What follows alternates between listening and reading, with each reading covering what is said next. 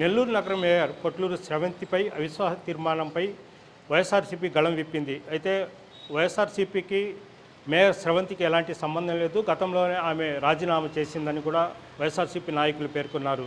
అయితే స్రవంతి ఒక గిరిజన మహిళ, అమాయకురాలని టీడీపీ వాళ్ళు ఆమెను గద్దెదించేందుకు అవిశ్వాస తీర్మానం పెడుతున్నారంటూ వైఎస్ఆర్సీపీ జిల్లా అధ్యక్షుడు కాకాని గోవర్ధన్ రెడ్డి, ఎమ్మెల్సీ చంద్రశేఖర్ రెడ్డి తెలిపారు.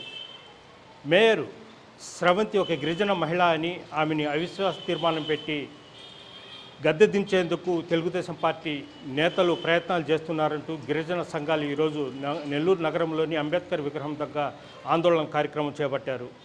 సర్వేపల్లి నియోజకవర్గంలోని మనుబోలు మండల కేంద్రంలో 1,68,00,000 రూపాయల వ్యయంతో ప్రాథమిక వైద్యశాలను ప్రారంభించారు మంత్రి సత్యకుమార్, ఎమ్మెల్యే సోమిరెడ్డి చంద్రమోహన్ రెడ్డి.